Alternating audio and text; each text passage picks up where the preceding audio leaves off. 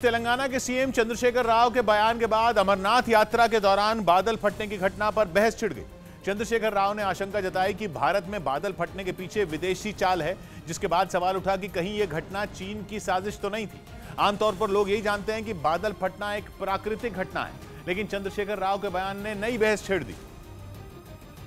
और वो ये कि क्या चीन भारत में बादल बम फोड़ सकता है? क्या शी जिनपिंग कुछ ऐसा कर सकते हैं जिससे अमरनाथ यात्रा के दौरान बादल फट जाए? और क्या चीन भारत में प्राकृतिक आपदा ला रहा है? ये सारे सवाल तब उठे जब तेलंगाना के सीएम चंद्रशेखर राव का बादल फटने पर एक बयान आया। इतर देशाల వాళ్ళు కావాల్చుకొని మన దేశంలో అక్కడక్కడ క్లౌడ్ బర్స్ట్ చేస్తా ఉన్నారు। चंद्रशेखर राव के ये बोलते ही सबसे पहले चीन पर उंगली उठी, क्योंकि चीन अपने यहाँ कृत्रिम बारिश करवाता रहता है। और इसी वजह से सवाल उठा कि क्या अमरनाथ यात्रा के दौरान हुआ हादसा चीन की चाल थी? इसी महीने 8 जुलाई को अमरनाथ में बादल फटा था और 16 लोगों की जान चली गई थी। 40 लोग तो आसमान से बरसी आफत में लापता हो गए थे। और इसके कुछ ही दिन बाद तेलंगाना के सीएम ने बयान दे दिया, जिसके बाद यह चर्चा होने लगी कि कहीं चीन ने भारत को परेशान करने के लिए बादल बम तो नहीं बना लिया। क्योंकि तेलंगाना के भद्राचलम पहुंचे केसीआर ने खुलकर इस ओर इशारा किया और कश्मीर, लद्दाख और उत्तराखंड में बादल फटने की घटनाओं को विदेशी साजिश का हिस्सा बता दिया। గతంలో ఒకసారి కాశ్మీర్ దగ్గర లద్దాఖ్లో లేహ్లో చేశారు, ఆ తర్వాత ఉత్తరాఖండ్లో చేశారు। ఈ మధ్య గోదావరి పరివాహక ప్రాంతం మీద కూడా చేస్తున్నారని మనకు ఒక గ్లూమీగా వచ్చినటువంటి సమాచారం। तेलंगाना के गोदावरी नदी के आसपास के इलाकों में बादल फटने से जबरदस्त तबाही हुई है, जिसे वहां के सीएम विदेशी षड्यंत्र मान रहे हैं। वैसे ये पहली बार नहीं है जब भारत में क्लाउड बर्स्ट का कनेक्शन चीन से जोड़ा जा रहा है। पिछले साल चमोली में आई बाढ़ के पीछे भी चीन का हाथ होने का शक था।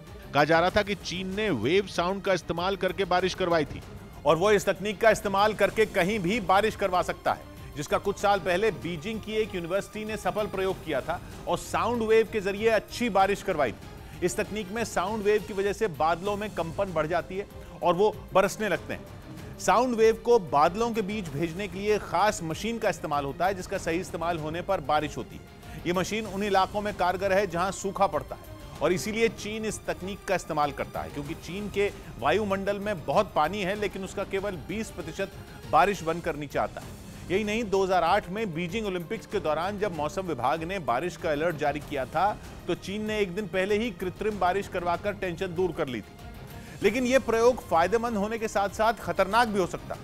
हालांकि चीन बार बार यह कहता रहा है कि वो इस तकनीक को केवल अपने देश में इस्तेमाल कर रहा है।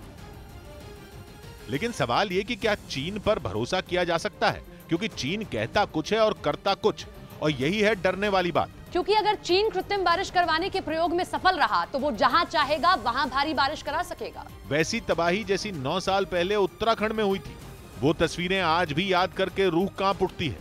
वहां केदारनाथ और आसपास के इलाकों में बादल फटने के बाद पहाड़ों पर मौत का तांडव हुआ था। हजारों लोग काल के मुंह में समा गए थे। तो क्या तेलंगाना के सीएम कहना चाहते हैं कि चीन भारत में फिर से केदारनाथ जैसी कहानी दोहराने की प्लानिंग कर रहा है?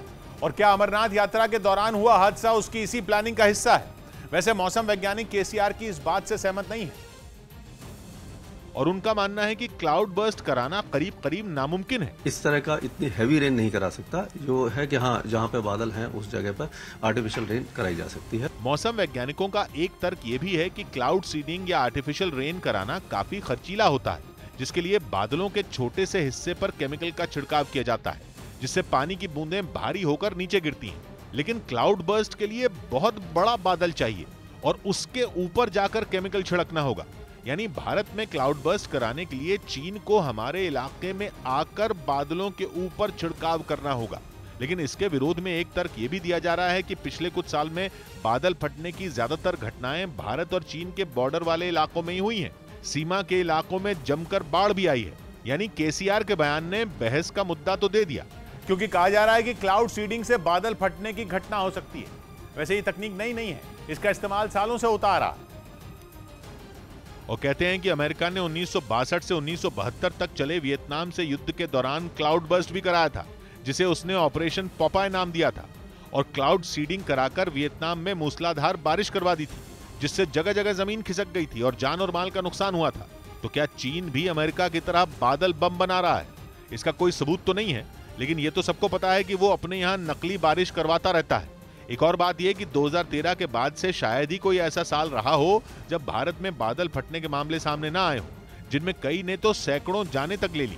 एक रिपोर्ट में दावा किया गया कि पिछले करीब 40 साल में देश में बादल फटने की 30 से ज्यादा घटनाएं हुई हैं और ये सभी घटनाएं हिमालय के क्षेत्र में हुई, जिनमें जम्मू कश्मीर, लद्दाख, उत्तराखंड और अरुणाचल प्रदेश में बादल फटने के बाद आई बाढ़ के मामले शामिल हैं। बादल जब फटता है तो अचानक जमीन पर इतना पानी गिरता है कि किसी को संभलने का मौका ही नहीं मिलता।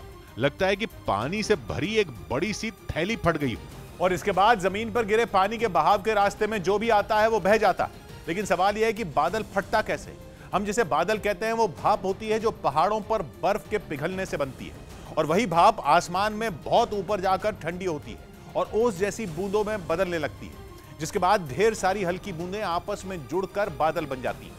बादल बनाने वाली बूंदों का बोझ ज्यादा हो तो बूंदें धरती पर टपकने लगती हैं, जिसे हम और आप बारिश कहते हैं। लेकिन पहाड़ी इलाकों में अक्सर बादल कम ऊंचाई पर रहते हैं, क्योंकि बादलों में पानी का बोझ है जो उन्हें नीचे ले आता है, जिनका रास्ता पहाड़ रोक देते हैं।